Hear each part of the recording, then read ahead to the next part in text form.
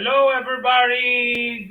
Good afternoon, good morning, good evening, depending the place of the world you are. The transmission today, the Saturday, 4th March, will be in English. And we have. My name is Ivan Poli. You know me. I think you already know. Me. I am the professor of University of São Paulo. I present this program from African descent protagonists, Afro protagonists, Black protagonists, from the TV Repensar, Repensar, from Brazil, and replicated to all over the world to millions of people. And I am also the only author of the African Renaissance recognized by African authorities, of the political authorities, academical, political, religious, and from the royalty, from the African royalty, even more from West Africa. So, and then also the president of the Parliament of African State of African Diaspora of the 60th region of African Union, that's recognized by African Union. So, I'm the interviewer and the reporter of this program, and I received two many personalities, important relevant personalities all over the world, many from the diaspora, from the African and diaspora. And today you have a very, very important and revolutionary personality from Nigeria, Viyon Awhanse. It's our invited today. He's filmmaker. He's a CEO of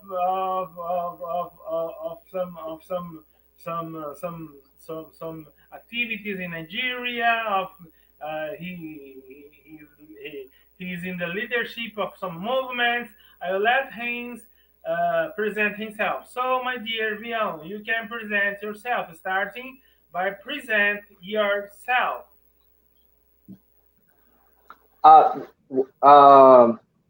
Beautiful day to you. So I am speaking from Nigeria, Lagos, Badagry to be precise. And I don't know what time you are now watching us. If you're in the morning, good morning. If you're in the afternoon, good afternoon. It's noon. It's 12. Okay, good afternoon. So yeah, it's 12. Good afternoon. And whatever you are watching from, so I say a good day to you. My name is Viyon Awhanse, and I'm a TV film producer and a community advocate. I want to thank everybody. I want to thank TV film reporter. I want to thank Ivan Poli. I want to thank everybody for the opportunity. And I'm here to speak about what we are doing, our future, the connection we have between Badagry, Brazil. So it's not a coincidence that it has BB. It starts with B and B, Badagry, Brazil. So and I want to speak about the So let's by parts. industry. You present yourself. You are a filmmaker. Yeah. You are a filmmaker. Yes, You are a filmmaker Yeah. and leaders of some movements, of some activities in Nigeria, as have described it. What are your? Yes. Let's start by your activity. What are your activities in Nigeria? Okay. Thank you very much, Poli. Our activities in Nigeria is to focus on community development. Community development. So when we mean by community development, what are lacking in our communities? So we do. We go to the communities. We talk to the people.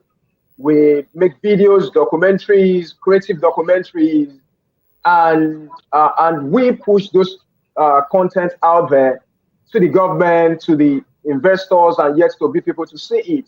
For example, there's someone who makes oil from the coconut. You know what is this? Oil from the coconut. So that person needs attention, and needs visibility, but don't have the budget.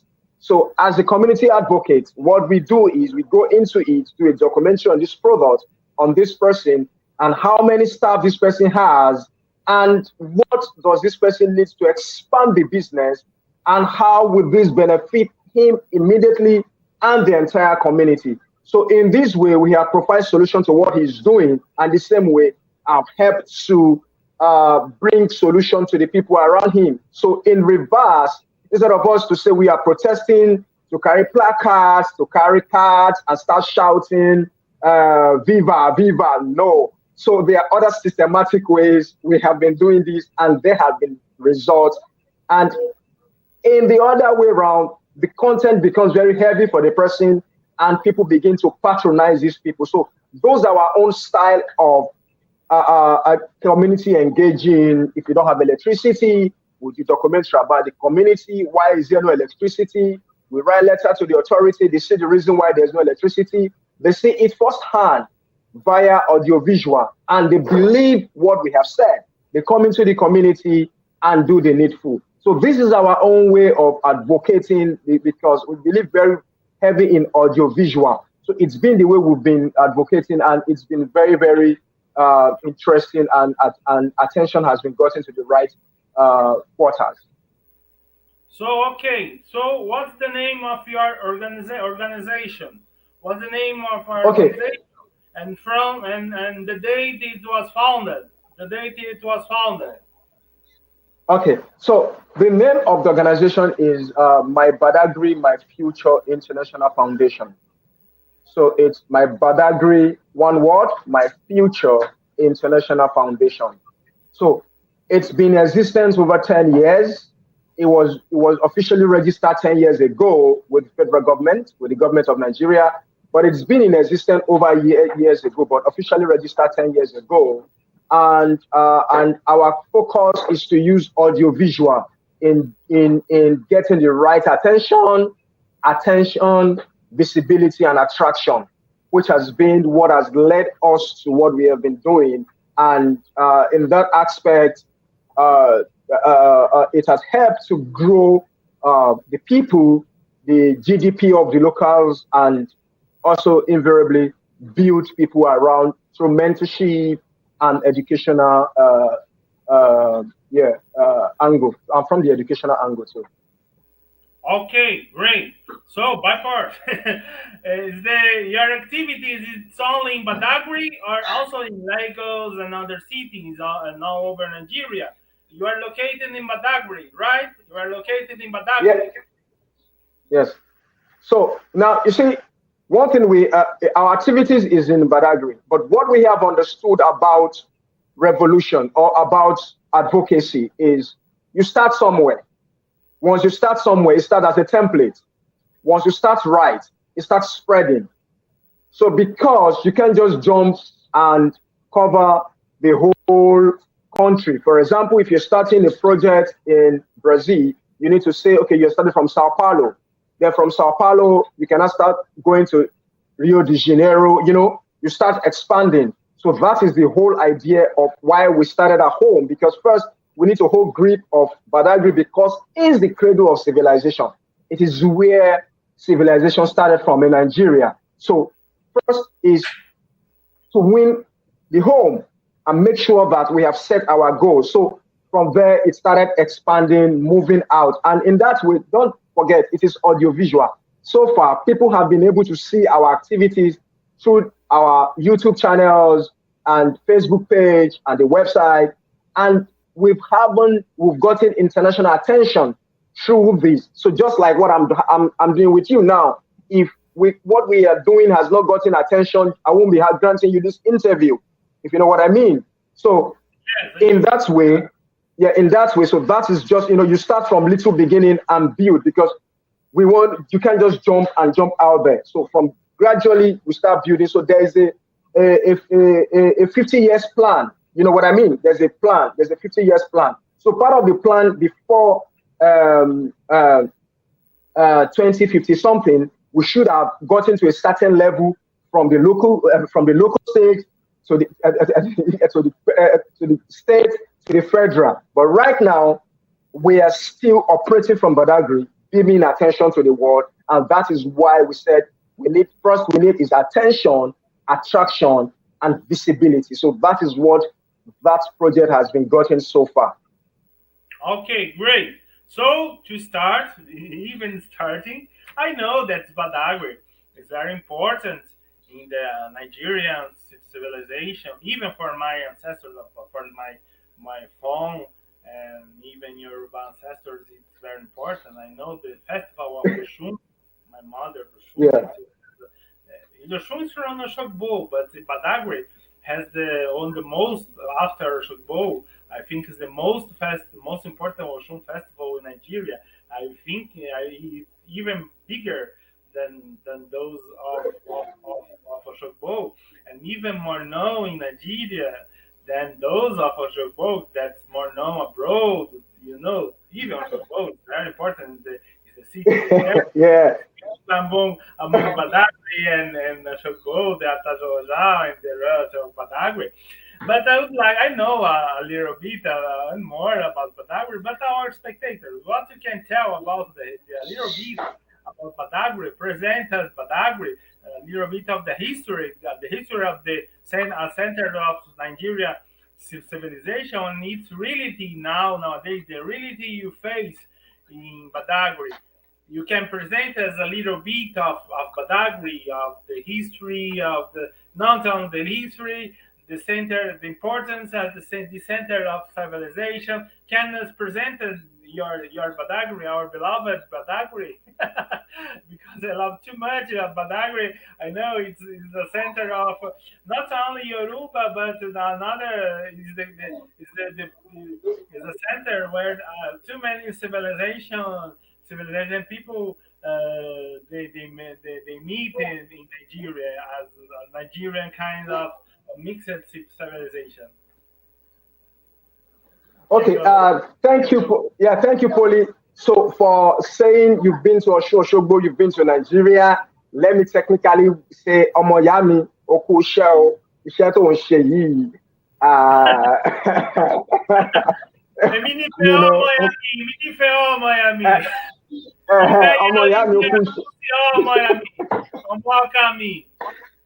Okay, so thank you very much. It's a known fact, but first, like I said, it's a known fact that Badagry is a cradle of civilization, and it has a lot to do with how our existence has been in terms of our families, our people, our bloods, our lineage, our clans in diaspora. You know what I mean? You see, so Badagry is an ancient city. It was founded in 1425, but that is when they put a date to it. You know what I mean? It was founded in but it's where it's been existent all before then. And because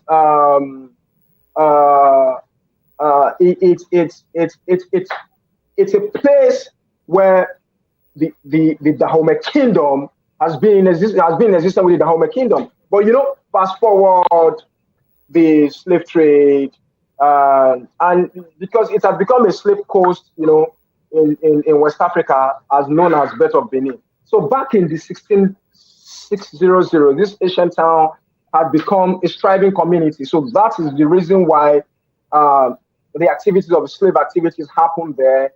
And because it was a community where business was flourishing, back then they were known to be farmers, they were known to be people who carve boats and sell boats, they were known to be people who sell swords, they were known to be people who put a lot of things out there. So, in terms of commerce. So if you permit me to use this word, it used to be the Dubai, Africa now, you know what I mean? But if you permit me to use that phrase, so it was a business hub. So fast forward, it has always been like that, and we understand how the slave masters, people who got engaged into discovering and taking our people to the diaspora, to the Caribbeans, to grow whatever they needed to grow then for their own interest. So the town has always been like that, and up to now, the town is still. There are still some parts that were still the same as it was left. So it's very, very how will I put it, appalling, if you permit me to use that word. It's still like that. So development has been staunch, a lot of things has been staunch. So we just thought about it that if this is happening, how do we connect diaspora back to Badagry? And how do we let people know that, oh, this is home, this is how it started, this is where it all began from.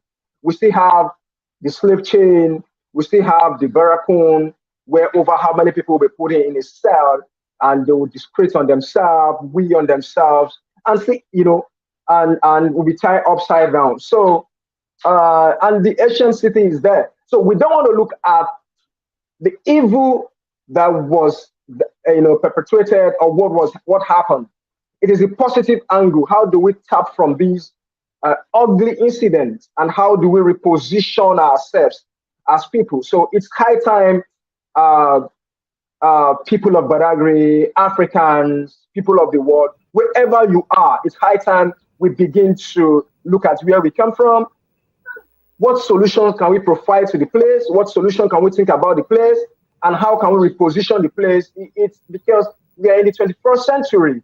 Things are no more the same again. But the moment we don't think about solutions, we start dwelling on of course, the past is very important, because anyone who does not talk about the past and in history is positioned to be doomed, or is positioned to crash, like if you use my word, like the pilot will say.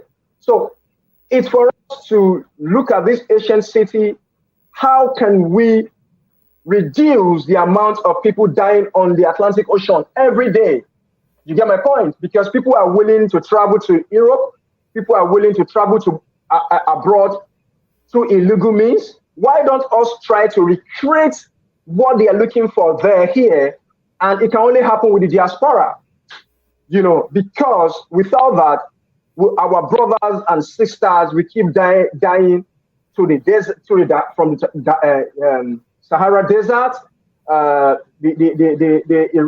waters, the ocean, and how long will we continue? So, if these are all the indices, everything we looked at and said to ourselves, as my own generation, and I'm in my mid 40s, and I said to myself, how do we continue? The only way is, let's stop crying over spill milk. Let's look at the opportunity, the advantage, everything we have, and begin to turn it into opportunities. And that is the reason why we started from Badagry, and that is the reason why we still want people to know that. Because you know about Badagry, you've read about Badagry. Yes, it's a slave town. It's a place where quite a number of people, millions of people, were shipped abroad, by using the boat called Jesus, if you know what I mean, and other means. So it's high time we just begin to think solutions. It's high time we begin to think solutions and begin to connect to our future, and so that we can make our ancestors proud. We can make our ancestors proud. So Badagry is a town, it's a slave town. There's not much to say about that, because we already know what Badagry is. People can go to the internet and Google Badagry. It's the same story. You know what I mean? It's the same publishing.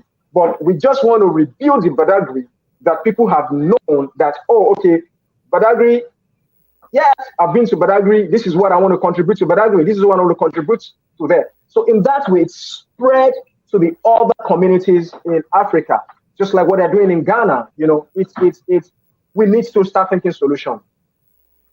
Okay. I know, for example, the Chief Semako, Timothy McPherson. Do you know him?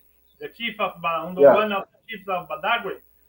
I think he's very known in Badagry, because he's the chief of Badagry because of his wife. That's from I think it's from the lineage of Badagry king lineage of Badagry.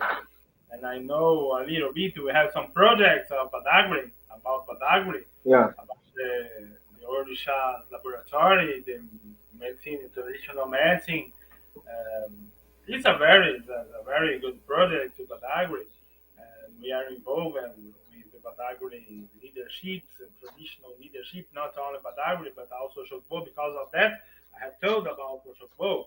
So it's one thing that I would like to tell you. So about your activities, I would like now you tell about your activities as filmmaker.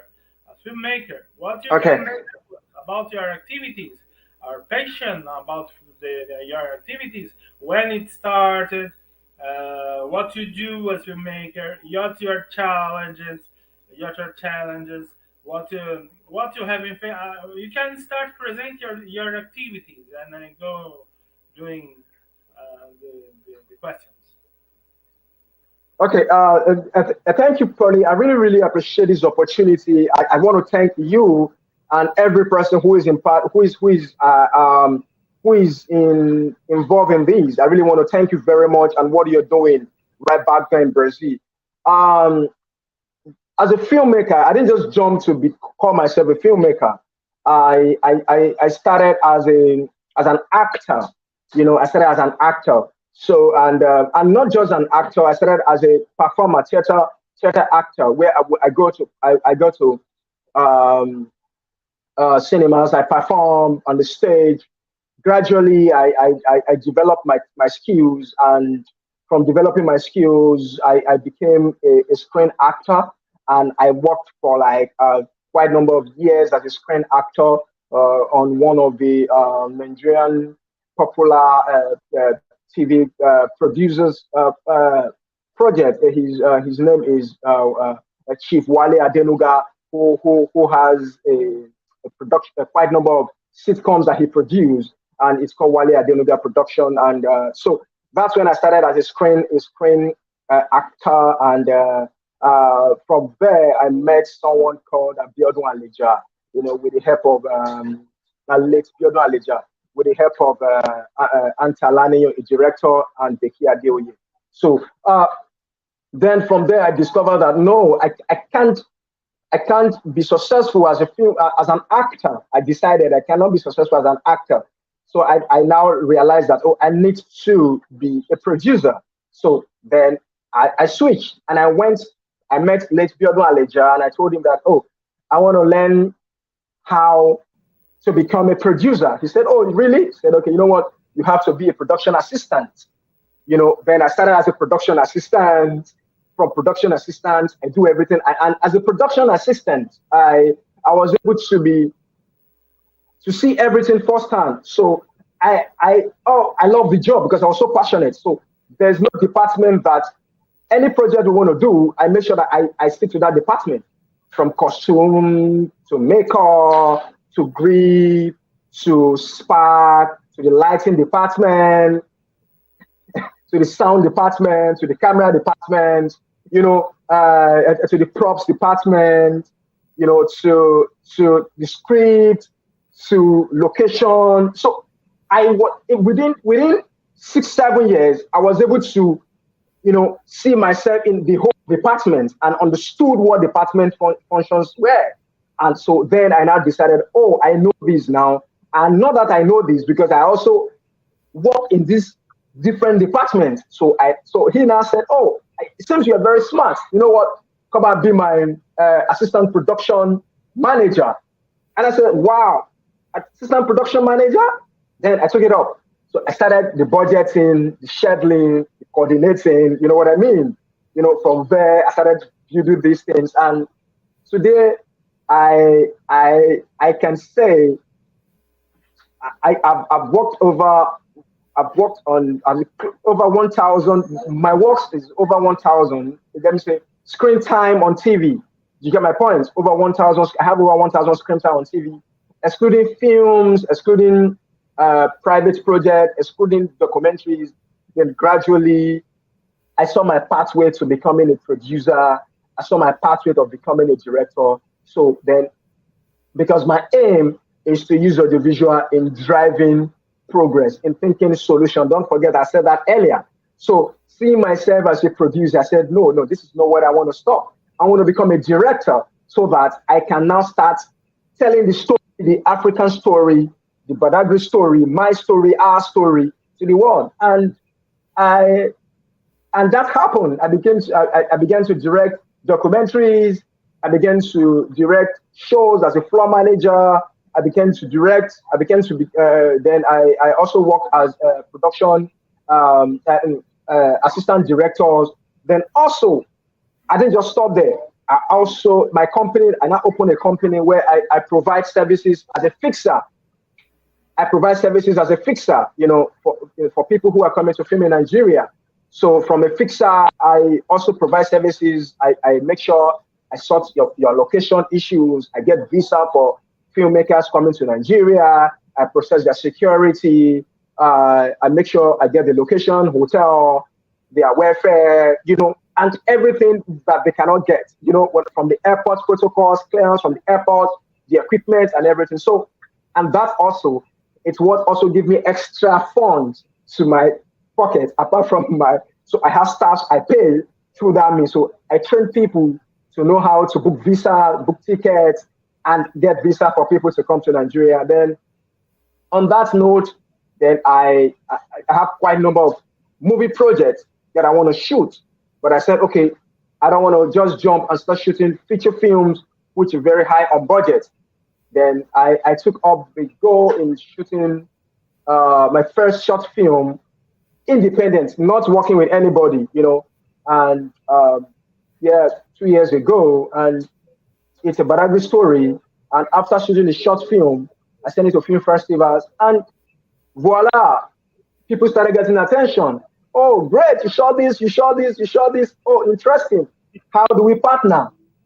So now we are talking to people are interested to see other of our scripts, other stories we want to talk about. What are the stories we want to talk about? And yeah. So before I forget something, while I was doing this, I told you we were promoting Badagry. You get my point? We're promoting the community. We're promoting what the place stands for.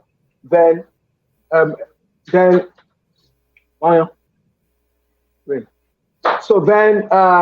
we were able to, in the videos we were doing, then a colleague of mine saw the videos. His name is Victor Sanchez Agawa. He saw the videos and he was so delighted. He asked me, where is this? And he said, and I said, it's Badagry. He said, oh, no, this doesn't look like Badagry. Is this Seychelles? Is it Gambia? Where? I said, no, it's Badagry. So voila, he took up the whole idea and we made a story. He made a story and we put a team together. And the network, DSTV, we call it DSTV here, African Magic, commissioned a project for him called Jemeji. So the Jemeji has to do with the Badagry story, the Badagry food, so it's a 260 episode, and this now gave a proper attention that we were calling for to what I was doing, and it gained attention and attraction. And I can tell you right now, in every quarter, we have close to 2 or 3 filmmakers who goes to Badagry to make films because it's cheaper to make films there. So you can see. So, and on that note, we also made our own films to drag more people there. And as I speak to you currently, we're working on a feature film to help discourage people, especially child labor. So there's a film we want to make now on child labor. Don't forget, Badagry is also a border town. So we also want to discourage child labor and smuggling, child trafficking, etc., etc. So that's what I can say about my journey. I started as an actor, then went into it as a production assistant, graduated, then I became a production manager, production coordinator, then assistant director, AD, producer. Now I'm ready to make my own feature film. Great, Viyon. Great, very, very nice. So I would like, my part, I'd like to know your challenges as filmmaker. What are your challenges now as filmmaker? But before you was answering that, we have. Come again? I can't hear you. No, please come again. Okay, very, very not. I would like to know your challenges as what's your take? What's really in Nigeria? But before you answer me that, before I would like you make comments. You can send big sentences as you want about Nollywood, the history of Nollywood, what happened with Nollywood on the last 10 years, as we have told before. That was a very transgressive, a very revolutionary, a very cultural center till 10 years ago. And now it's a center of production of the romantic bullshit of Netflix films. That Netflix nominated, that is a romantic. The history is the Nigerian that has a super job, that works in New York, that lives in abroad, that all the refuse. It's inverted. But it seems that all the traditions are refused. All the traditional values are refused there, with some exceptions. Of some Ifa, traditional of Ifa and Orisha films, but some exceptions, but that are very plastificated. You know, that's not the reality, as we will tell more after. That is not the real history. I know the history, the reality. My father, the Araba Ifayemi Rebibon, for example, that even takes part of the production of some of the films, but on the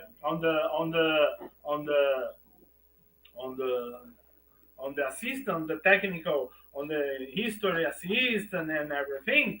But they use the knowledge, but they don't tell the history. We tell about everything of that. We have 1.5 hours to tell about that, and even about the Africanization of African arts.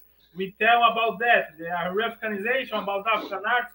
After we come back on that, I would like you to comment about what happened about Nollywood before, what represented, and now the center of this bullshit romantic that refuses even the tradition, the Nigerian traditions. Now it seems that the reality of the foreigners, another you see in Nollywood is not. I know that we know that's not the Nigerian reality. What you can comment? What was in the past?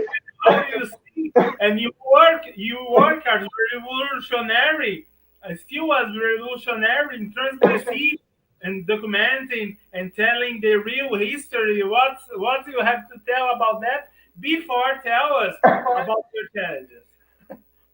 Okay, thank you very much. See, Poli. Well, you see, if you use the word bullshit, well, you see, it's very strong. But in Portuguese is not the translation. Yeah, it's a very strong word. But to me, like, I'll be very. Let me speak about my own perception. Nollywood was built out of passion. Nollywood was built. Our founders, the founders of Nollywood, our fathers, the founding fathers built Nollywood on passion. They built Nollywood on hunger. They built Nollywood on seeing the future without being in the future. You know, so that is the Nollywood I know. You know, but you see, building the Nollywood and growing the Nollywood, it's a different thing. They built the Nollywood, you see, and Nollywood grew to one level, you know, and Nollywood was not taken from that level because that it couldn't have been taken from that level is because the people who are supposed to take it from that level did not take it from, neglected it, which is in quote the government. The government never paid attention to it because you see, when you are in a place or you are doing something, or as a father, let me use you as a father. when your son comes to you and says, this is what I know how to do, and you see the level of passion in that child, what you need to do next is to provide the adequate resources for that child to grow and be better. But the moment you neglect that child, so its challenges, those challenges will come back to haunt you. So that is how I can describe Nollywood, because it's still what is happening. It is the vacuum that investors like Netflix have seen, and they've come into it. You get my point? It is the vacuum that Amazon has seen, and they've come into it because the original owners don't even value what they have, what they own. So, and if I give you money, I will want you to tell the story I want my money to tell. So I determine what do you do? I give you money, I tell yes. you. Simple. So because there is no structure, and when there was a structure, there was no support. So it is now that the government is seeing that, oh, this is a multi-million-dollar industry. And again, let me also be fair to the government. When the opportunities were there, the people they called to represent the Nollywood, were they able to represent the Nollywood the way they spoke about it? That's another question. So we cannot only leave them. There is a cultural project behind. Yes. So, and you were given support. You were given fund. You say you will do this. Did you do it? You get my point. So yes. There are quite a lot of factors. You know, like people like Ogunde, late Herbert Ogunde. Late Herbert Ogunde. People like Tunde Kilani. Let me use these people as an example. Ogunde shot on celluloid. You get my point? He shot on celluloid. Now, how come he shot on celluloid? And this was in the late 50s. You get my point? He shot on celluloid. Now, people shot on celluloid during this period. What happened after this period? Our production value went down when we came into the digital space. The camcorders, the DSLRs, and the rest. We could have done better, but when this all happened, what do you expect? You wouldn't expect anything good from anybody. But because the challenge is there's no adequate enabling environment, the stories, trust me, most stories you see are stories are written well. So written well, but how was it shot? How was it edited? And what is the final picture? That's another question for another day. So back to in Nollywood. Nollywood is still there. Nollywood it happens to be the third largest film industry in the world. Do you get my point? But yeah, it's not. So our stories, we still have our stories. We still have our originality. We still have everything we need to. But what is the challenge? It's the funding, the distribution, the marketing. You get my point? The funding, distribution, and marketing. And we have equipment, of course. They are beautiful equipment. They are great equipment. They are nice gears to film with. But hey, who are the people? So, and that is that being said,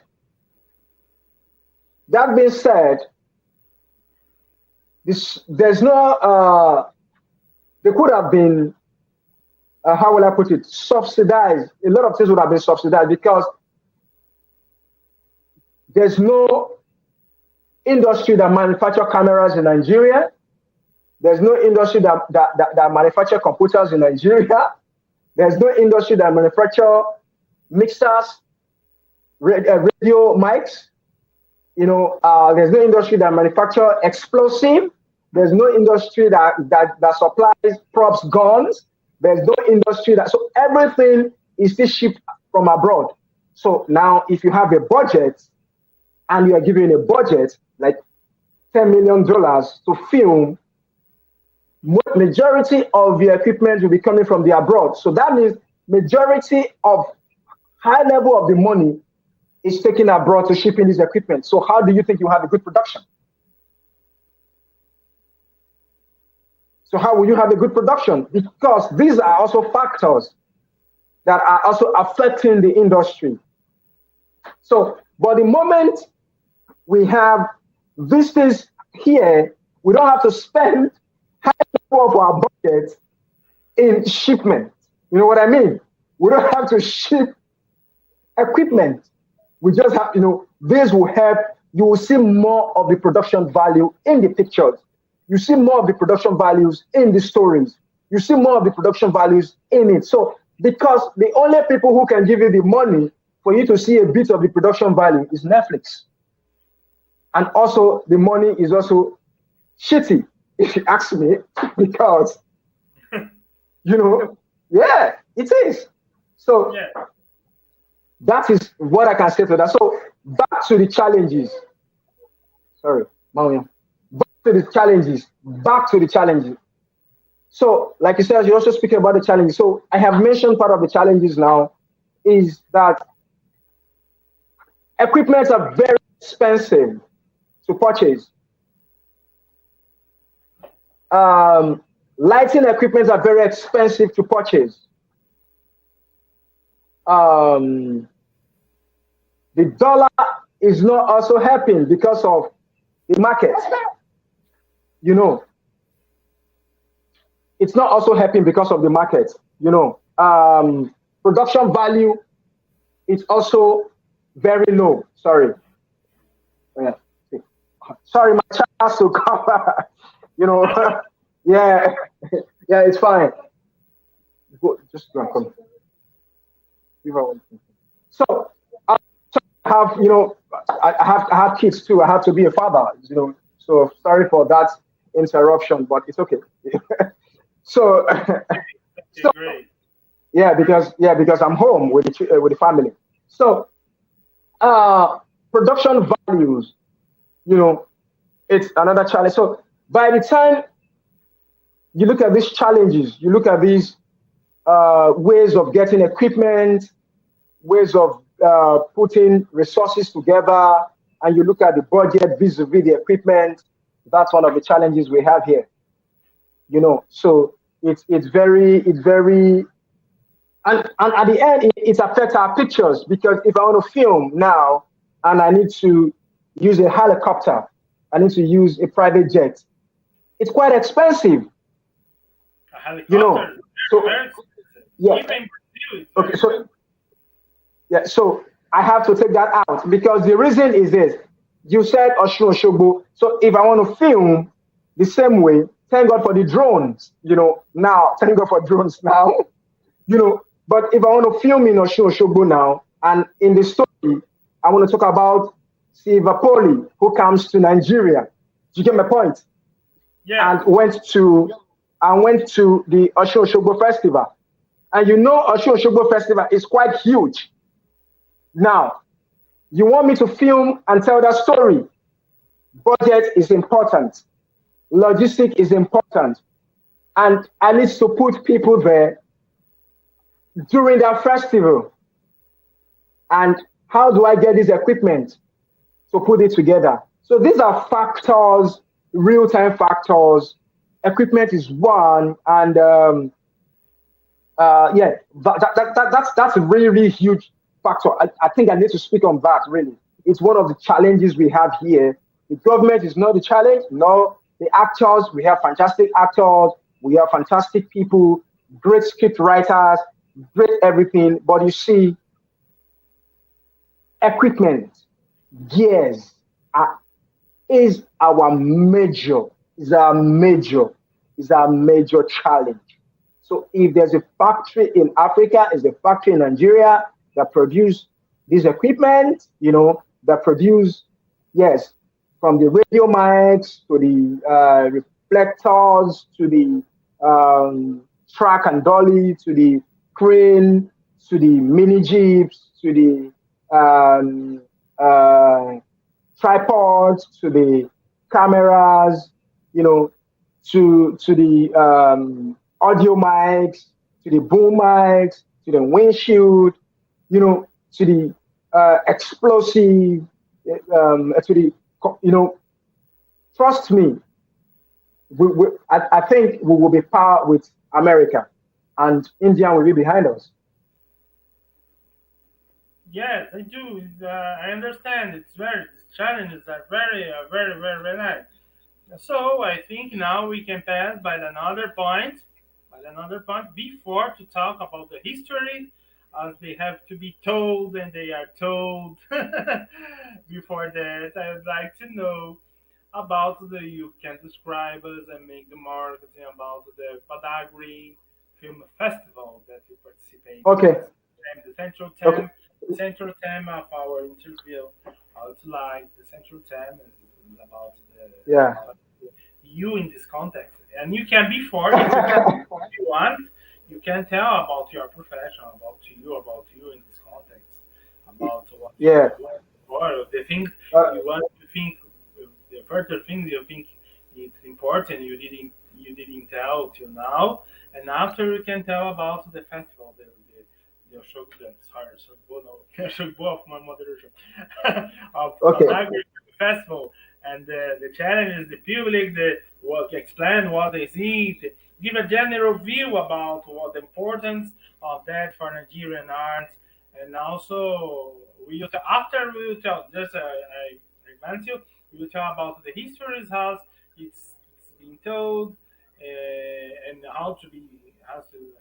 what's the difference, what's Nollywood and the West tells about Africa, and what's the reality, what you have to denounce, your denunciations on your work, and also about the re-Africanization of the arts. Yeah.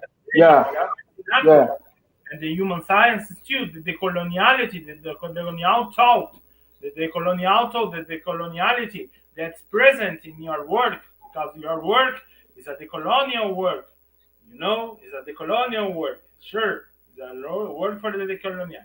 But before, let us start all these points about, you can tell now about the further things you think you didn't tell about your work. You think you need to tell, as a complimentary, and after about the Badagry Festival. Okay. Okay. Thank you, Poli. It's really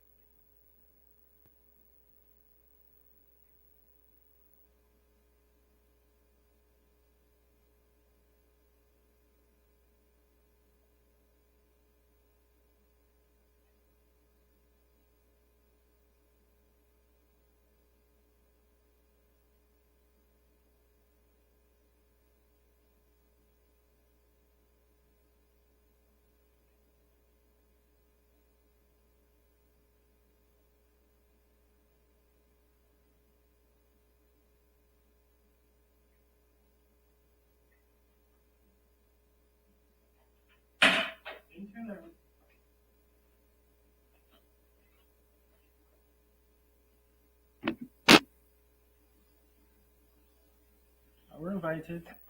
Sorry, I'm invited. Interruption. Sorry for everybody. There's an interruption of our invited. The people, Viyon, he had a problem on the internet. He had a problem on the internet in Nigeria. I'm trying to contact him, and he tried to recently make the establishment of his connection. We wait for some moments till it will be possible, perhaps. Otherwise, we will finish the program if he doesn't get to come in again, coming back.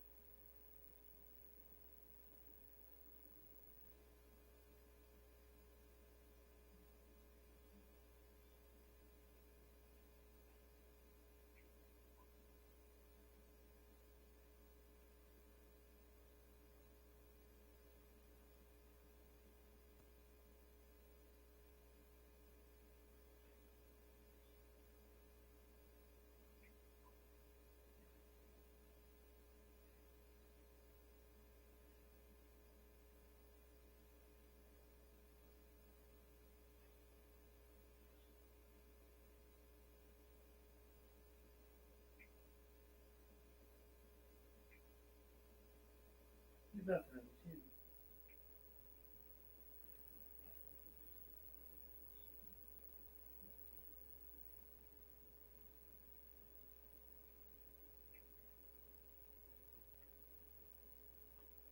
Leonardo.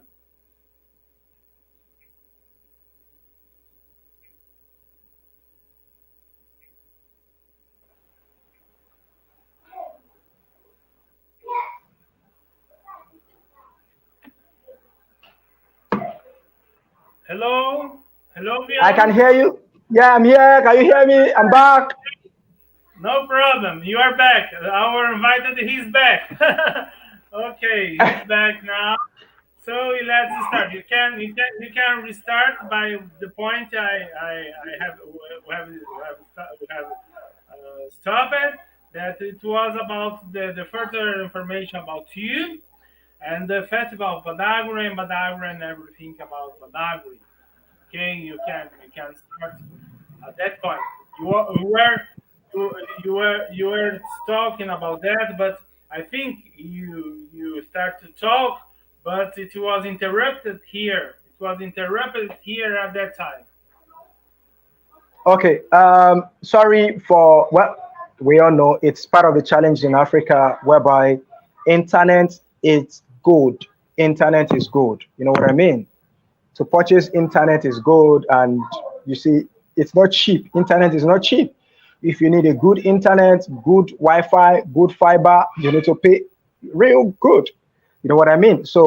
These are still part of the challenges back in Africa. You see, in especially Nigeria, because imagine just what is the value of internet. We're talking now, and boom, internet is off.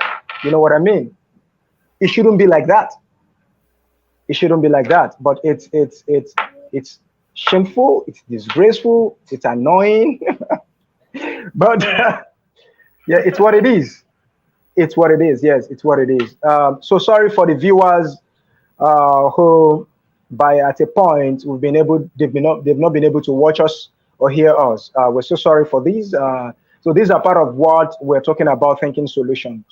You know, this is what I am. This is who I am, and this is who I want to be, and that is what I think every person should think about. There are problems. How do we think about solutions? So that is who Viyon Awhanse is. This is who Viyon is as a person, as a filmmaker, as an advocate. You know what I mean? So it's to think solution. So if you're watching us right now, what better ways can you think solution to Africa internet problem or Nigeria's internet problem? If you know what I mean. Nigeria and Africa, even here in Brazil, internet problem. So these are challenges. These are solutions we need to start thinking. We need to be solution driven. We need to start thinking. So that is who Viyon Awhanse is. I see myself and I know myself to be a solution provider, no matter where, no matter how, or the terrain, the weather, or what it is. That's why I see myself more like a fixer. In quotes, I fix problem. I want to fix problem. I love challenges. I love challenges. I don't run away from challenges. I want to see us provide solution to those challenges. You know what I mean? Let's provide solution to them. So that being said, in brief, so Viyon Awhanse is a TV film producer, solution provider, community advocate, and someone who thinks solution. And I'm from Badagry, like I said earlier, from Badagry, the cradle of civilization, the place where Poli's great-grandfather, uncles were taken from, the place, the place whereby I have an ancestral blood to Poli, who happens to be, maybe Poli could be my cousin or my uncle, I don't know, but he's been taken away to Brazil, you know what I mean? They call you Miami, because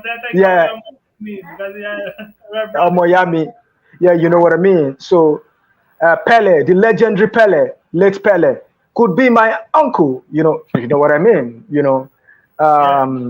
Yeah, you see, so people in Sao Paulo, people in Rio de Janeiro, people round, so this is the place quite a number of people came from. Majority of people came from is where I'm speaking from, which is Badagry, and to me, Badagry is a home. Badagry, it's Renaissance. Badagry is it's history. Badagry is the eye. Badagry is the soul. Badagry is the body. Badagry is the heart. Badagry is the air. Badagry is the sun. Badagry is the water. I can go on and on. And that's where I'm from. So, and as a filmmaker, I have always tried to contribute my quarter into the my own little quarter into the Nollywood. And on that note, I've been able to work on quite a number of projects, both for the private TV stations. Even there's there are shows from Spain, there are companies from Spain, and that we've worked on projects, real projects, and back here in Nigeria. And so we now thought of it that, okay, I found a foundation, we need to help project what we are doing. So to gain the right attention, for it to be visible, and for it to be attractive. And hence we begin to use audiovisual. So in using audiovisual, which means we use video, we use cameras, we use phones in pushing this narrative, not negative narrative, because there are problems around the world. So let's look at the problem and see what we can do to provide solution. There are problems around the world, trust me, there are problems. So let's don't dwell on the problem anymore. We've dwelled too much on the problem. Let's think about the solution. So if people don't go to school in your community, what can you do to help that people in your community? If there are no roads in your community, what can you people come together to do in your community? Because the government cannot do it all for you. The government cannot do it all for you, because government is seasonal. Their policies change every time.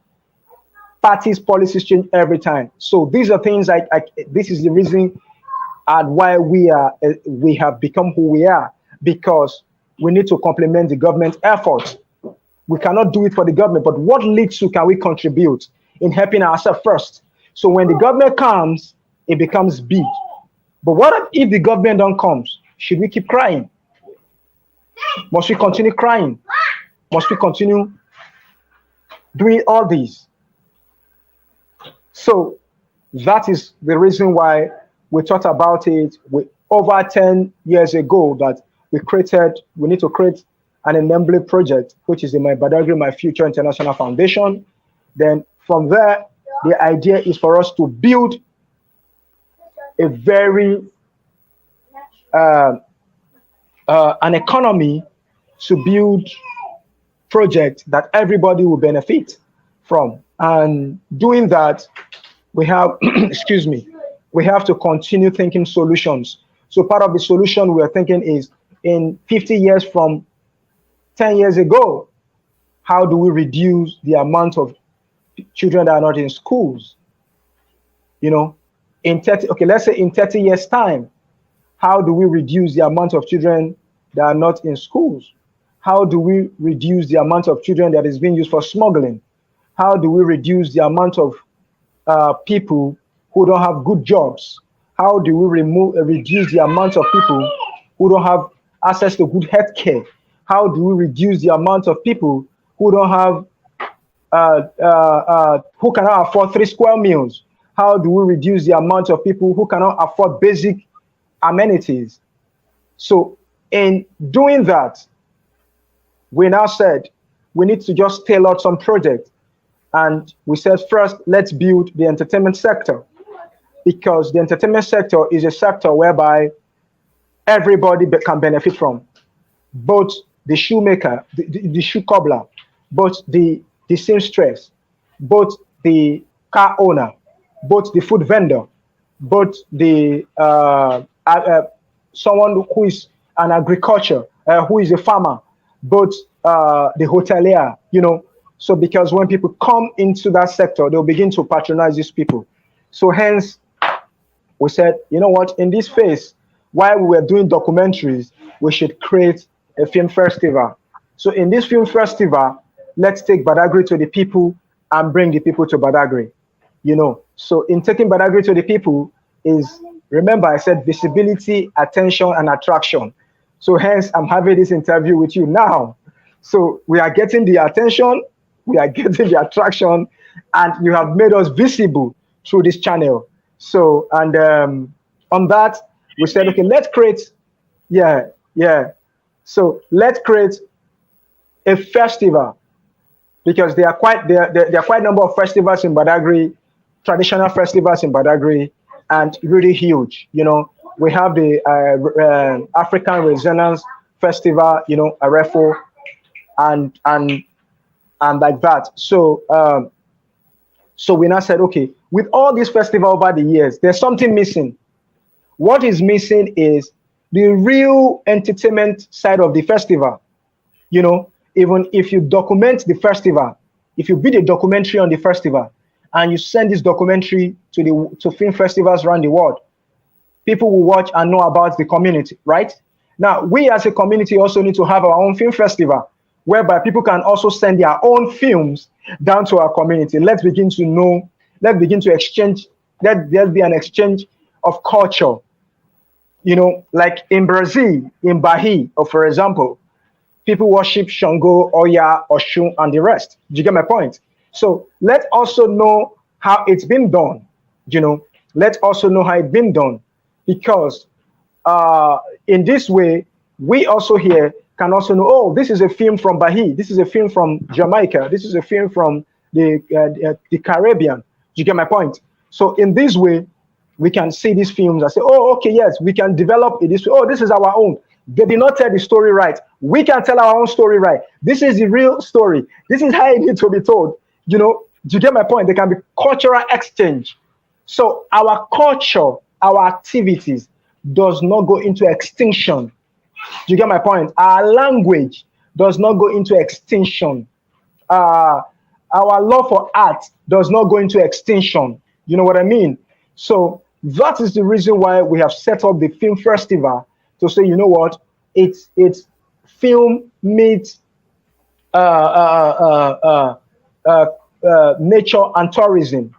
You know, so it's film meets nature and tourism. So we want films that will talk about spirituality, education, development, culture, history, and tourist attractions. So if by the time you send films on these topics, trust me, it will get the right attention, because at the end we'll begin to know about our activities, our histories, and it becomes sellable, it becomes marketable, it becomes consumable, and people can then see the difference between Africa and Bahi. Because I follow some pages, I follow some people, I have some fans that I follow in the Caribbean region, and I see that the culture is quite rich. What they do is quite rich. And by the time we come together, we pull these things together, and we can now see that, oh, young filmmakers are in Badagry, they want to make films.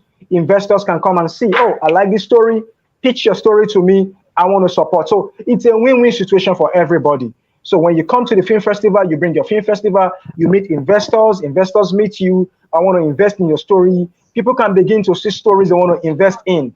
So once you invest in that story, Badagry becomes a developing community. It begins to develop. The IGR begins to grow.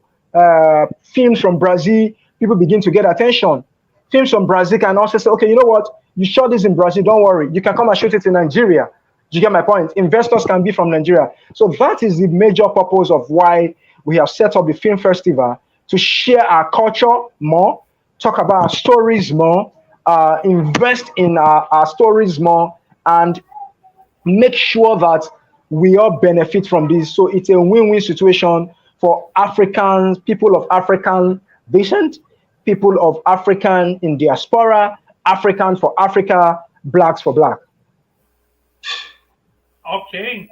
Yes, great. It's great opportunity for exchange, for investment, for exchange, cultural exchange, for political, even political exchange, even for political militancy, I would like to know, in this space, you can tell the space of the political militancy, of the civil communities that has in the festival, and even in the cinema in Nigeria, and in your work, your militancy, your political militancy. How is it inserted?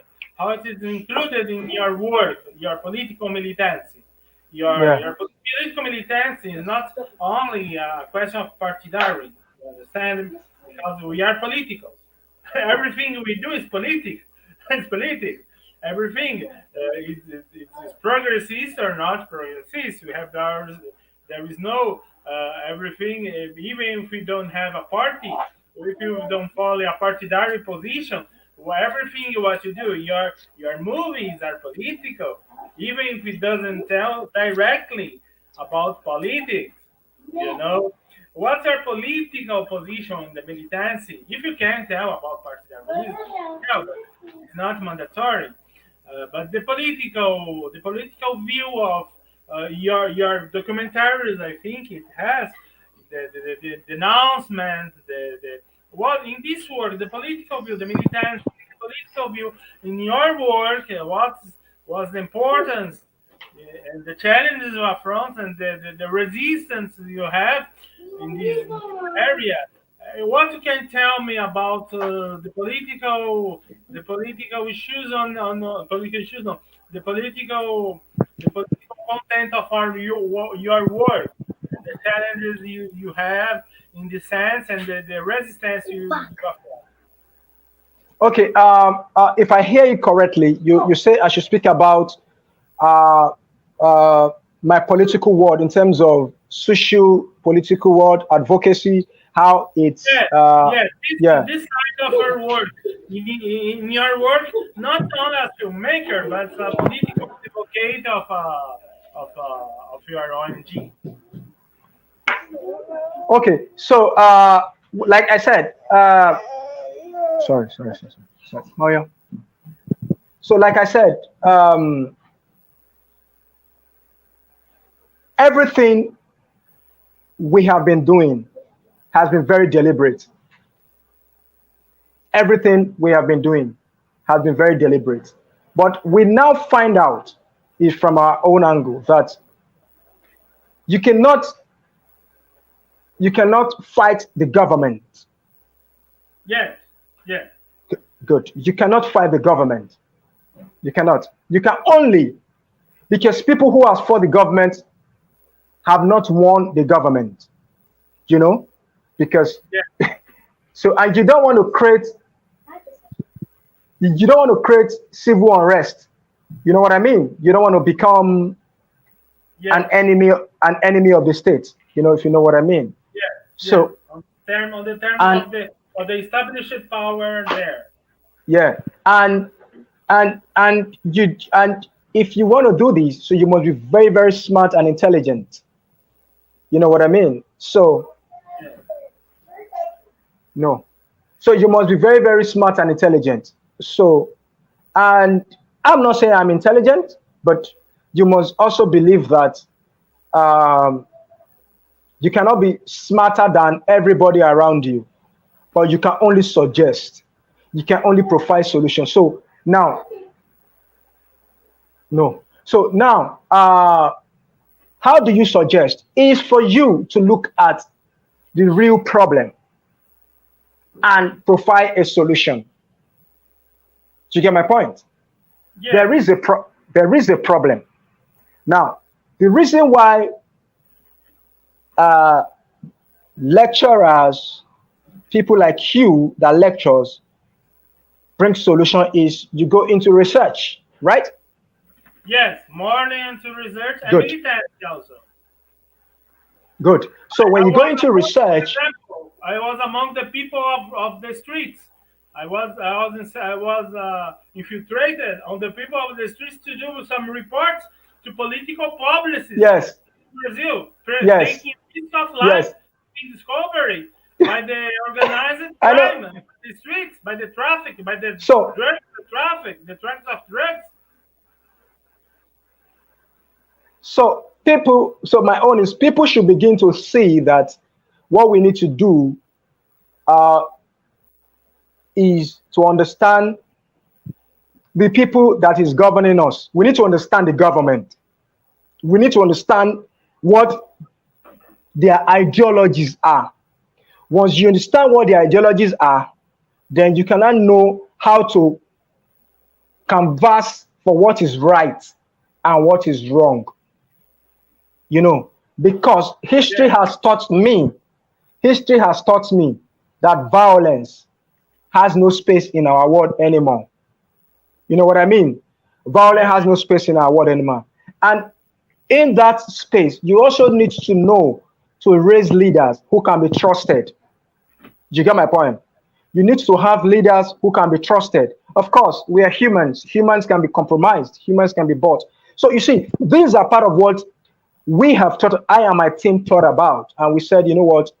How do we tell to the government or to the people, even if there's going to be a protest, how do we make them know that this community does not have electricity? You get? This community does not have good roads. This community does not have schools. You know what I mean? This community has the potential of building its own economy. So that is our own way of revolution. That is our own way of profiling solutions. So by the time we put this to the eyes of the government, to the people, and let the people know that, oh, you can make a Z amount of money, you can make this amount of money from this thing you are doing, while the government comes.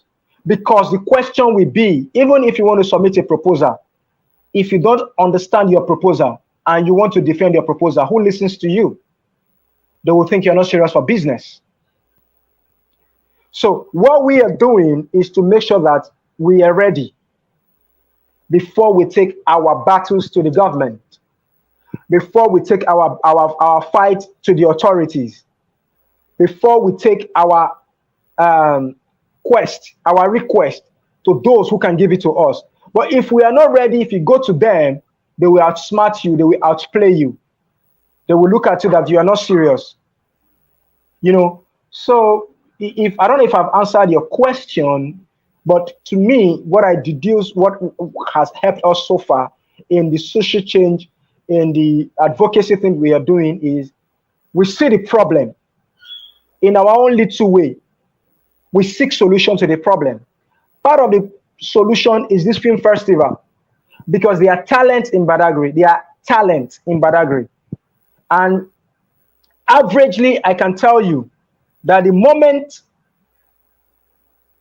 we start the film festival, we'll have volunteers, we'll have people who will work on the project, we'll have people who submit their films, we'll have people who will be there, costumiers, makeup artists, actors, how will I put it?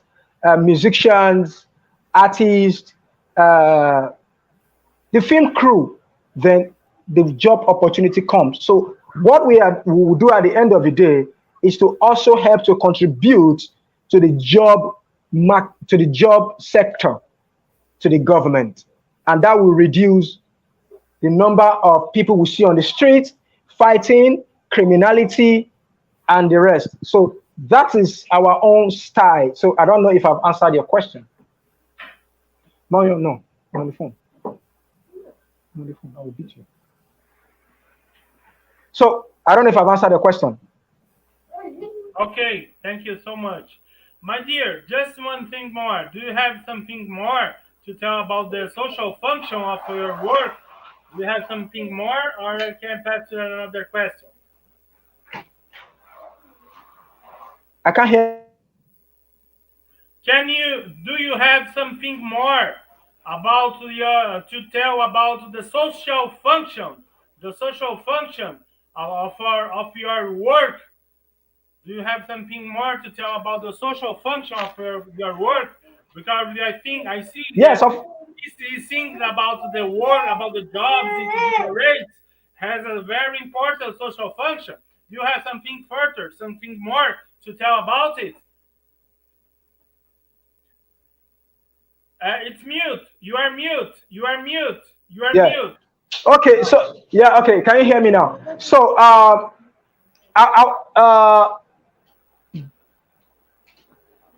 the whole what we've been doing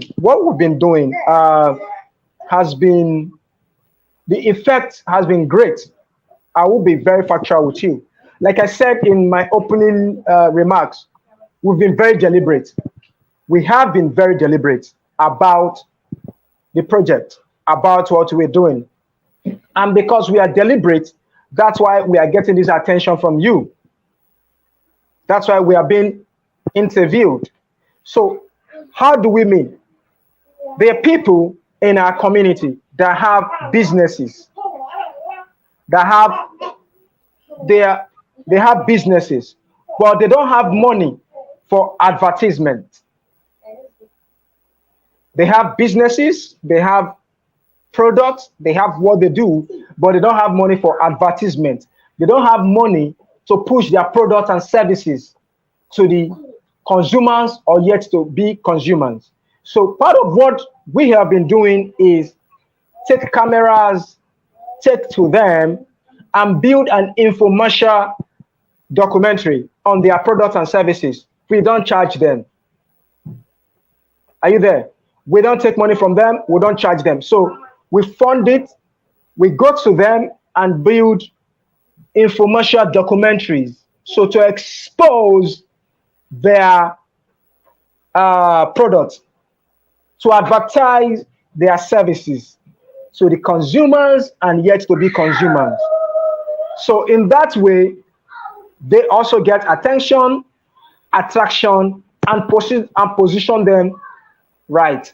So, and it has been something continuous, but lately we haven't done much about it, simply because of after COVID, funding has been really, you know what I mean?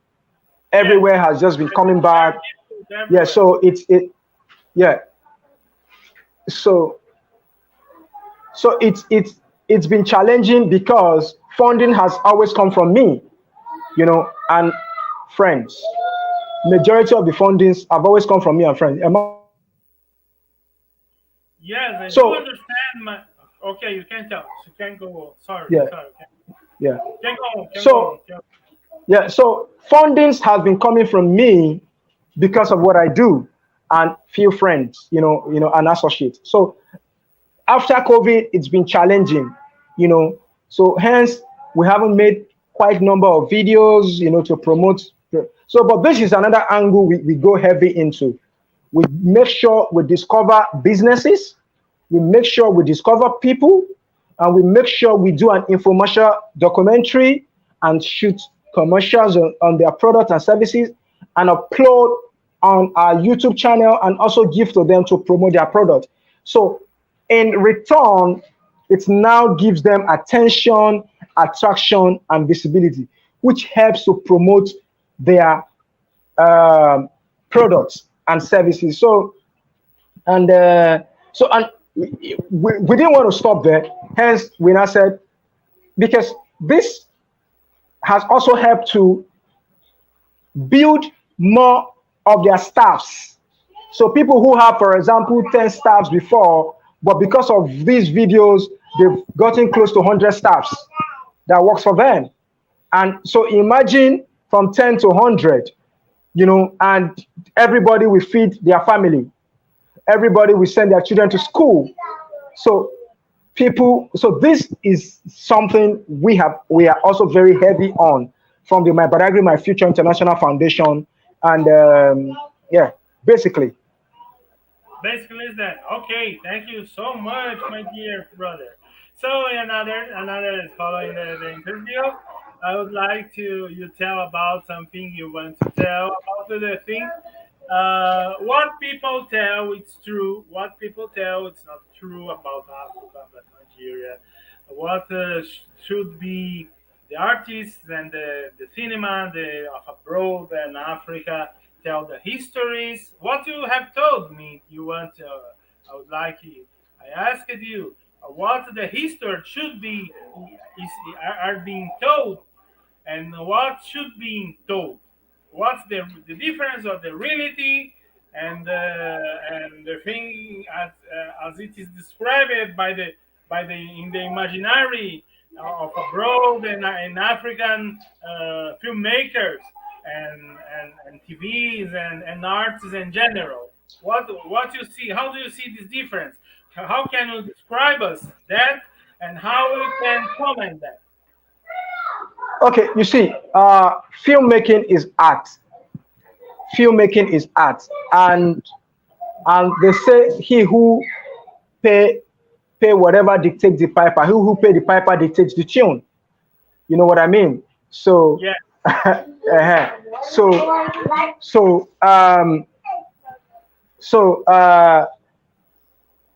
First and foremost, filmmaking is expensive. So the same time, filmmaking is expensive, but at the same time is an act. If we need to tell it, we need to tell it well. We cannot condemn those that have been telling African stories abroad. Some has gotten it right, and some has not gotten it right. Do you get my point? So, and for you to tell my story, don't wait and do your research on the internet and think you know my story. You know what I mean? Don't go to the internet and think you know my story. No, you don't know my story. So if you want to know my story, come to me. Travel. That's part of storytelling also, because traveling is part of storytelling. Travel. See everything you need to see. The reality is very important. Yes. So see everything. Hear everything. You know what I mean? See everything. Hear everything. So that will help to make your story rich. That will help your story to be rich. That will help your story to be rich.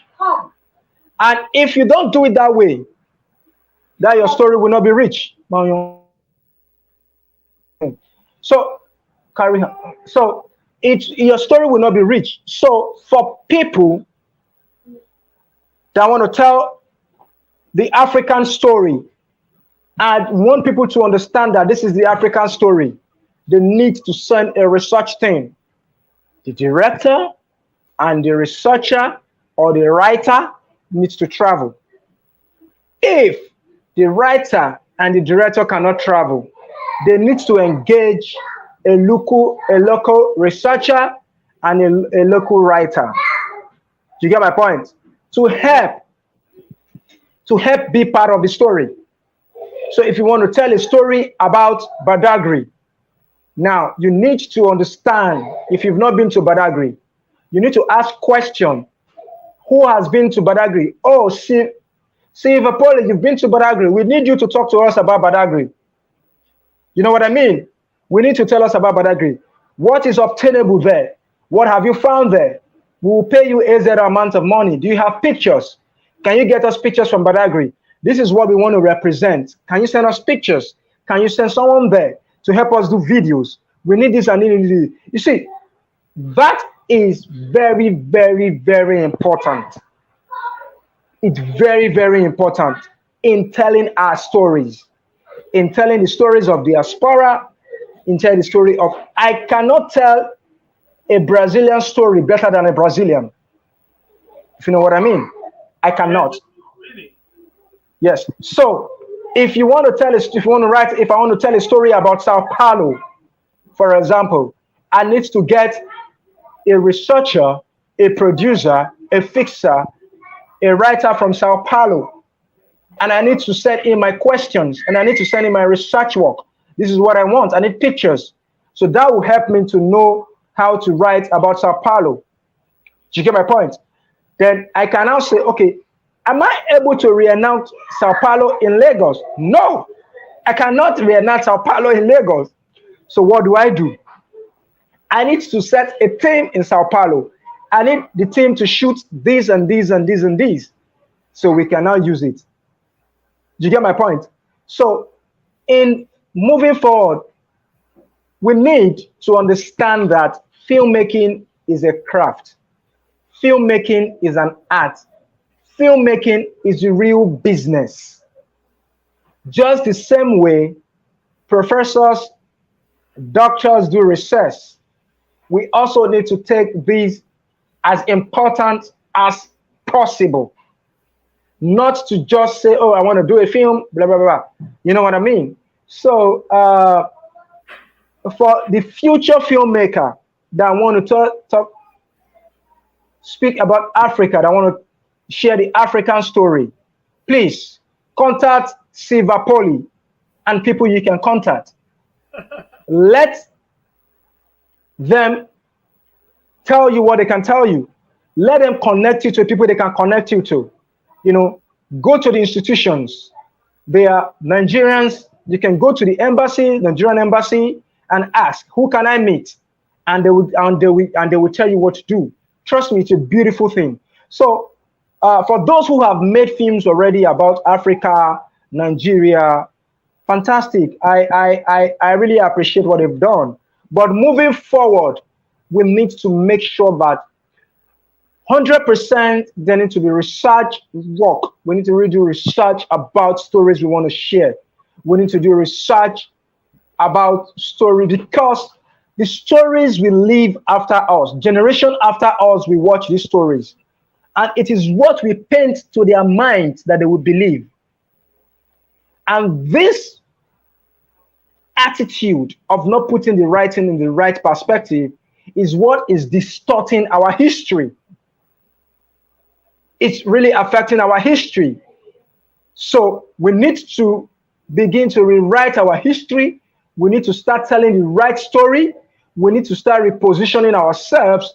We need to start saying things the way it needs to be. If you want to shoot a story about Shango, if you want to shoot story about Oya, if you want to shoot story about Arumila, if you want to shoot story about Oshun Oshobo, if you want to shoot stories about Badagry, you need to do the research. You need to let your research be 100. You need to understand what it is, because in this way, your story, your movie will get more viewership, more attention, and you make more money. Yes, sure. And it leads me, it brings me to inevitable a question, ask to you, to ask you, what's the importance and the role of the ancestry and the traditions, the African traditions, the even more the oral tradition, the orality, the oral traditions, the African traditions, and the ancestrality on your work, and the importance to you as filmmaker. Okay, let me be very, very blunt and sincere with you.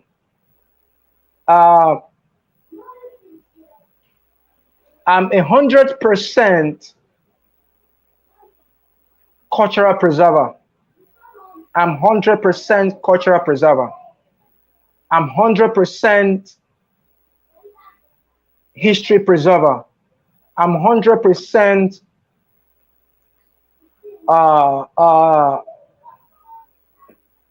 I'm 100% into making sure that my language, my food, my culture don't go into extinction. Because the moment it goes into extinction, I don't have an identity. My name is my identity. My food is my identity. My way of life is my identity. Sorry, you can tell me after your language, your mother language, and your name. What means your name in your language, please. After you explain that, you can explain the meaning. Okay. So I think it's very important. You'd like to tell that. Okay. So okay. So my name is my identity. Okay. Let me start. Nikoche Wenoyin Viyon Awhanse. So what I just said is my name is Viyon Awhanse. Now I take it again. Nikoche Wenoyin Viyon Awhanse. So what I just said is my name is Viyon Awhanse. Nyiwana Jowa Momiton.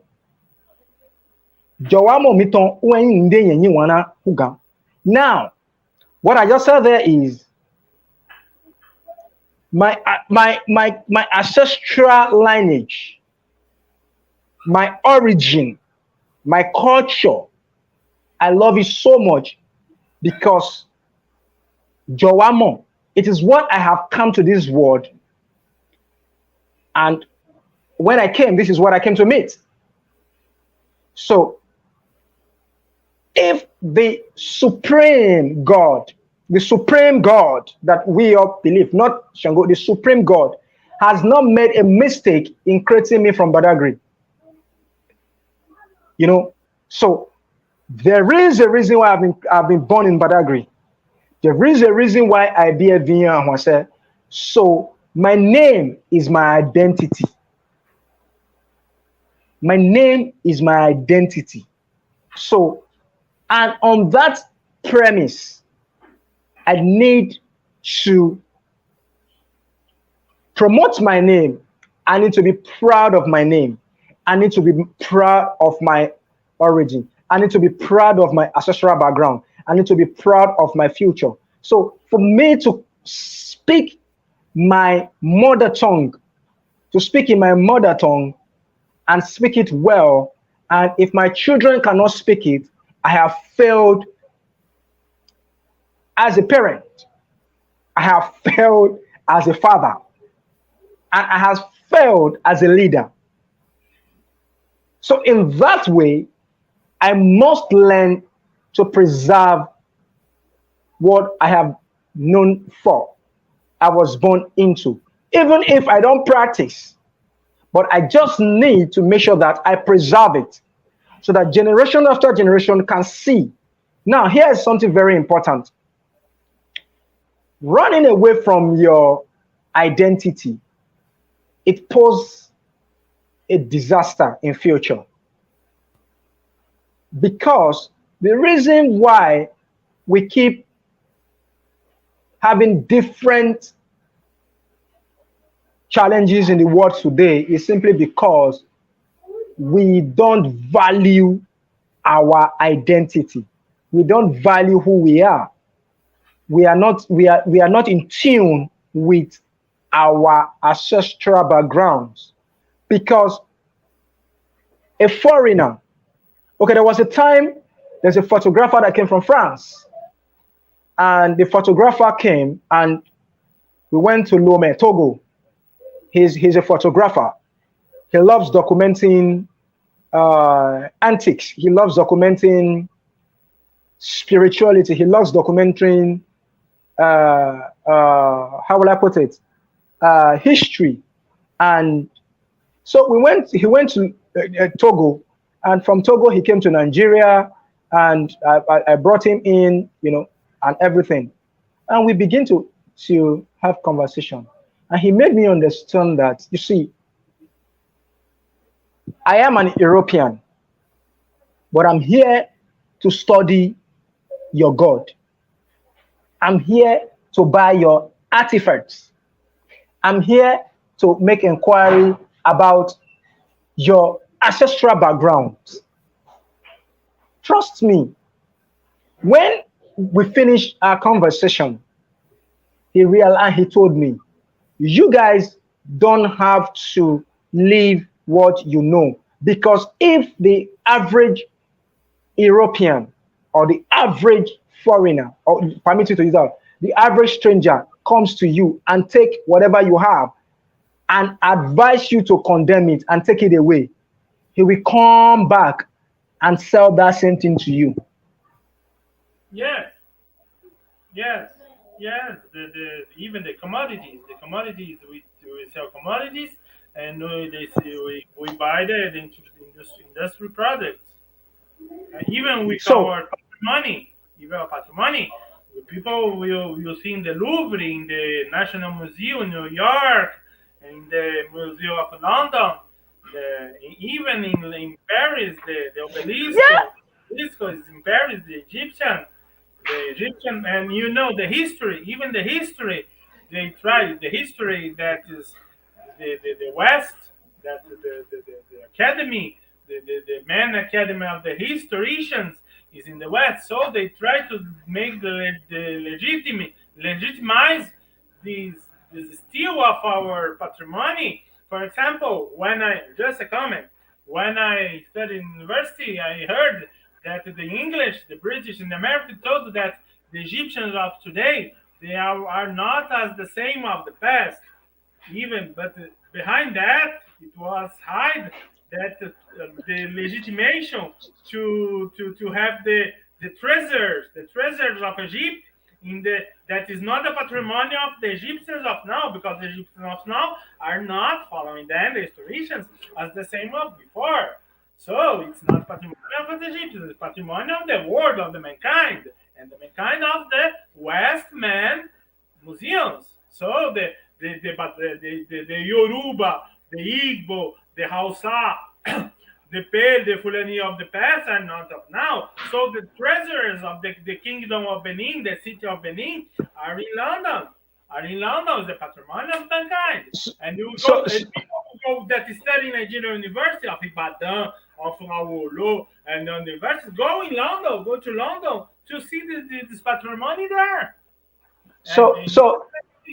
And they try to do it with our Amazon here in Brazil now. Yeah. Is the patrimony that the Secretary of State of USA told to our environment minister Marina Silva that the Amazon is a patrimony of world, is a patrimony of mankind that belongs to USA. Not Brazilian. That is not. And so, it's like that. They do that with Africa. And so, my dear, about that, in this sense, I would like you to tell me. We have more. Let's control the time. We have more 15 minutes. I try to control the time. Okay. To have to tell. Still, But I would like to tell two subjects, important subjects, and after that, your time to you tell, make your final considerations and tell the things we want to tell about the Amazon, about the platforms, about Netflix, the insertion, the partnerships with another filmmakers you want to do, and expose your work and make the marketing of your work in the finish. But I would like the first question. It's about the decolonial thought, decolonial thought, decoloniality in the arts, in the African arts, and the importance of the decolonial mind now in Africa. Because we know, for example, that the academy in Africa is very colonized. It's still very colonized. The mind of African intellectuality is still very, very colonized. The mind we have, the contact we have with African universities is very colonized. The colonization of minds, we have that. And in arts, for example, in Hollywood, we see too many films with this mind nowadays, that we didn't see, we did in the past. What do you tell about the need of in this moment, of the decoloniality, of the decolonial mind? And the second, it's about, on this sense, about the re-Africanization of the arts in the cinema too, and the re-Africanization of the arts in Africa. What can you comment about this subject? And after, you can go on directly and make your final considerations and tell what you want. But we can tell this first, and after I give you time to tell what you want. Okay, thank you, Poli, and thank you for the wonderful team behind this broadcast. I don't take it for granted. I am so delighted. I appreciate every moment of this conversation. Thank you so much. Yeah, so I appreciate. I really, yeah, I really appreciate it. So it's just unfortunate. It's just unfortunate. It's just unfortunate that the colonial agenda has always been to continue, colonizing us because of how they have positioned themselves, and like I said earlier, we can't fight them. We can only systematically begin to redecolonize our own mind. Like Bob Marley said, we have to start thinking of to kill that mental slavery. You know what I mean? Emancipate yourself from mental slavery. Your mind. How long shall they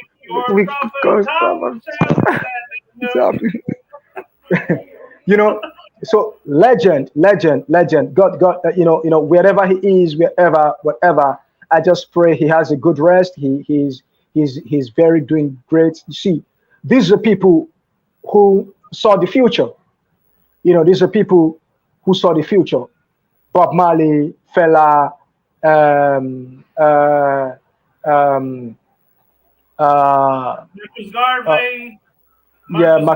Marcus Garvey. So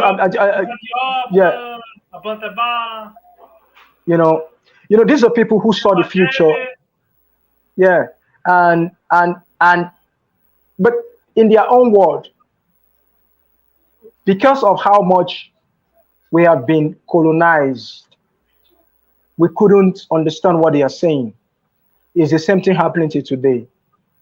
So because there's so much of Western influence, there's so much. So it's very hard to fight. Yeah, it's very hard to fight. But even as much as it's hard to fight, I cannot, for example,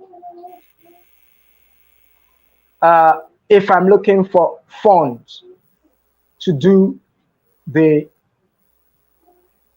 original African story, how do I get our funds? That's a question. How do I get the funds to do the original African story? So because we have limited investors in that space, and quite a number of people are scrambling to meet these investors. So for me to even get connected to these investors, it's a problem because I don't have the right connection. So that means I have, for example, if the investor is in Brazil, that means I have to go to the Brazilian embassy, In Brazil, apply for it. you find investors of that. Yeah. So I have to go to the Brazilian embassy, get the visa. If I'm not given the visa, so how do I come to Brazil to meet the investor? That is You know very, what very difficult to visa Brazilian visa to Nigerians. I know. You know what I mean? Yeah. Yeah. Because So of the traffic, because of the politicians, because of yeah. the refugees, they block everything. Yeah. So you now see. So it's a challenge. It's a challenge. So and these just one of the numerous challenges around anyone who want to make an African through African stories, because the budget is not there. So because the budget is not there, we are left with no choice than to make any story we want to make because we need to survive. We need to feed our families. You know, we need to pay rent. You know what I mean? So, Yeah. so on that basis, the Netflix will come. And you know what? This is the story I want. I want you to do a story on, you know, LGBT. I want you to do a story on, you know what I mean? I want you to do a story on this. I want to. So it's not a crime. But the point is, when we don't have time, we don't have the resources to tell our own stories. The resources are not there, so nobody hears your stories. And our government doesn't. In Brazil, the government is starting to promote it.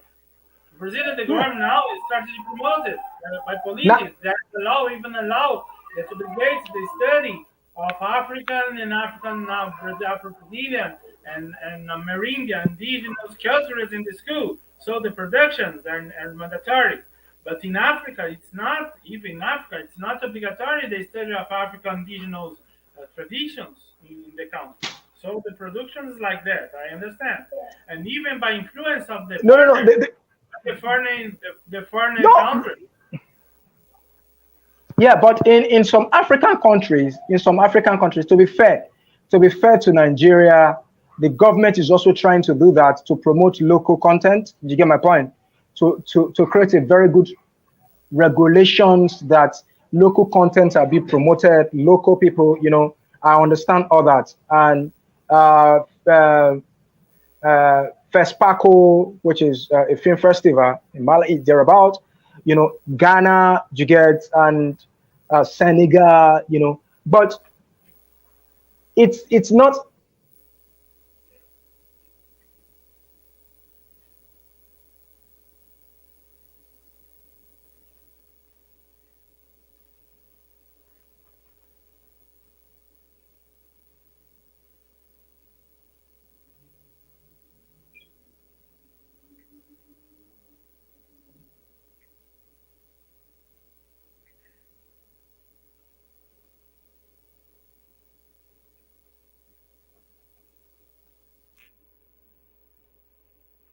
Sorry, our invited the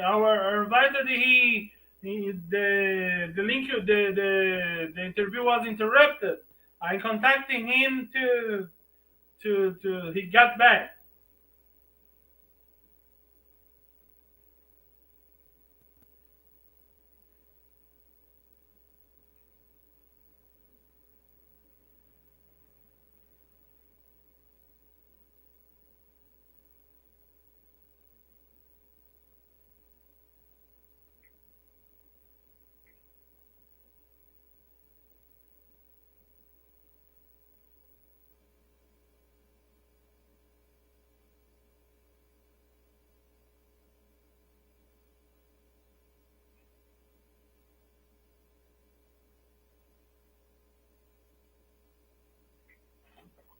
Sorry, I'm contacting him to come back again. So if he doesn't get, we start to finish our program here. But I try to to make the final considerations.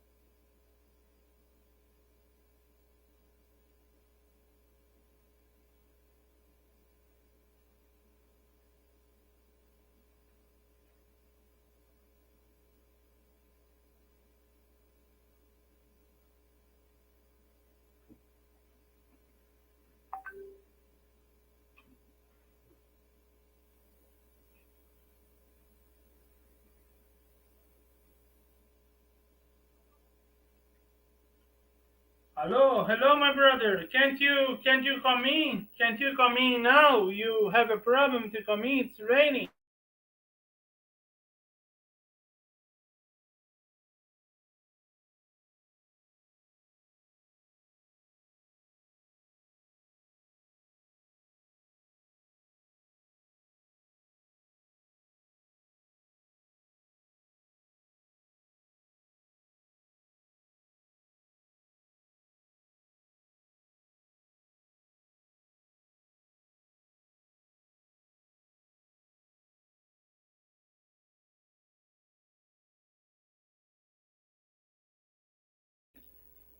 He's coming in that's raining very strongly in Nigeria, in Badagry and Lagos.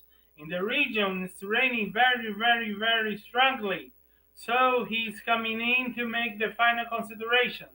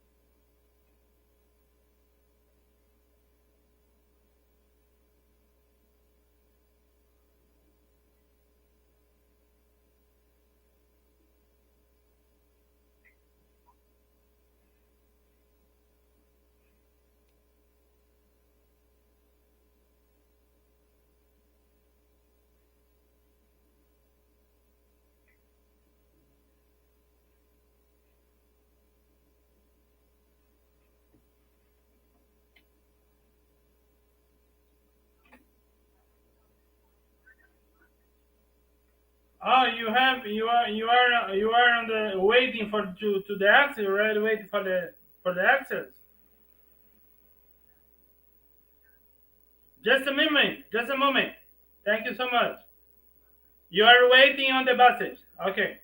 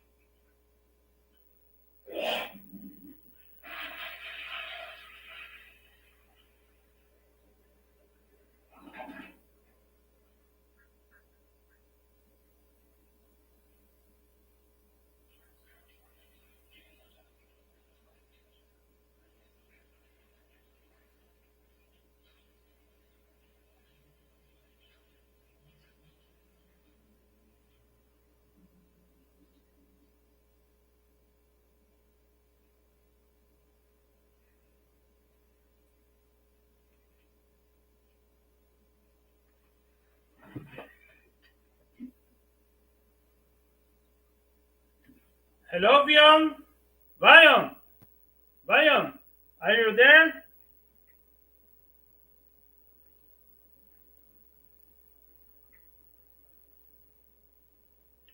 So it's the end of our program. We have to interrupt. We have to finish now. Thank you so much for Vanyan. I will say for the participation. How you can see the decolonization of the talk, the African art talk is very important in this moment, and we have very important information on this program. We have very important information on the program about the African cinema, not only Nollywood, beyond Nollywood. And so we thank you so much, and wait you. And also, you can contact Bayam on his in Badagry to the film for the festival, to the Badagry Film Festival, Cinema Festival, Festival of Film Festival, and it will be ready. Okay, thank you so much. All the best until next Saturday. Next Saturday we will be in French, the interview with Roman Katambaha of the Kuabuntu Ubuntu Africa movement, the movement Ubuntu Africa that want to do the United States of Africa, the independence of the Reunion Islands, and too many things, the autonomy of the Africans, and the self-affirmation of Africans. In this, so we interview too many important personalities on the next program. Thank you so much. All the best. Ô, Leonardo, pode encerrar aí.